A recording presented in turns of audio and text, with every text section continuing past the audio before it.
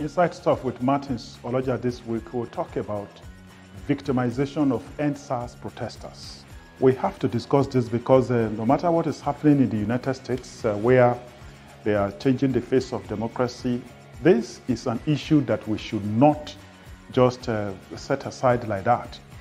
It's surprising in the polity that in Nigeria, our president told the nation that he had had the complaints of the young ones, the Endsars protesters, loud and clear. It was a front page story in most of the newspapers when the president said that.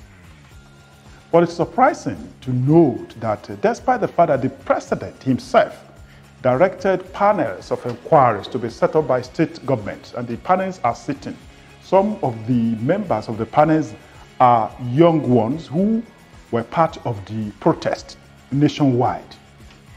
But it is surprising and curious to note that some of the members of the panels, accounts have been frozen on the order of the federal government through a court to the CBN.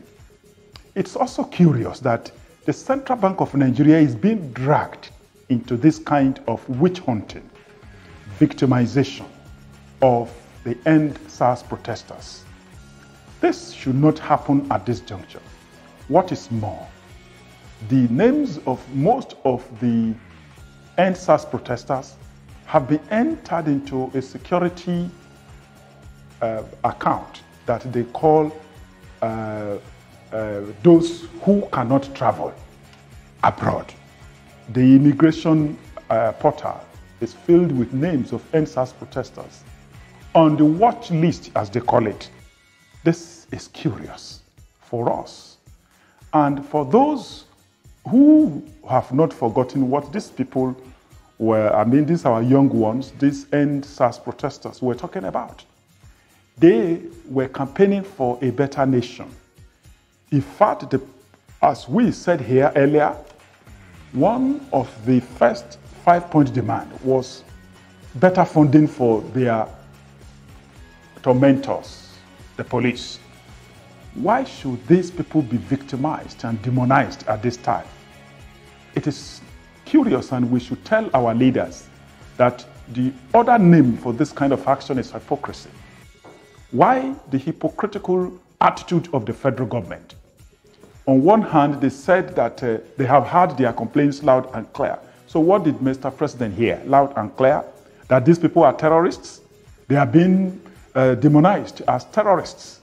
People who are campaigning for a better country, better funding of education, better funding of infrastructure, better funding of even democracy itself. The governance system here, they complained about it. They complained about education funding. What did they campaign against the nation? No, they didn't. None. They even pushed their rank. While the campaign was on, they didn't like anybody to destroy anything. They were sweeping, they were doing all sorts of things. How did they become terrorists? For campaigning? And I think this is curious. Whoever advised the federal government to drag the name of the central bank and think has not done us any good. This is a disservice to the nation. And to our lawyers who are working for state actors to demonize these Endsars protesters, there are consequences for our action, and God, the Almighty, still has some action, and He still rules in the affairs of men. They should know that we will account to not only our conscience, but to God, the Almighty. The way lawyers are involved in this campaign to demonize Endsars protesters, Nigeria Bar Association and other bodies for the CSOs who are working very hard to ensure that they get court orders to detain and demonize the Endsars protesters. We are all Nigerians, and this country belongs to all of us. It doesn't belong to only lawyers. It doesn't belong to only some discredited CSOs and some campaigners. Yes, we have the right to go to court, but let us examine our conscience, because as we have in the Guardian, conscience nurtured by truth. Conscience is an open wound. Only truth can heal it. This is what we have to talk about this week.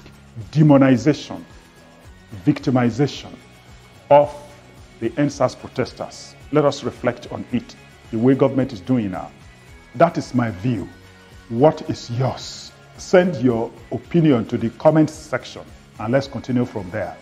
This is Inside Stuff with Martins Oloja, The Guardian, Nigeria.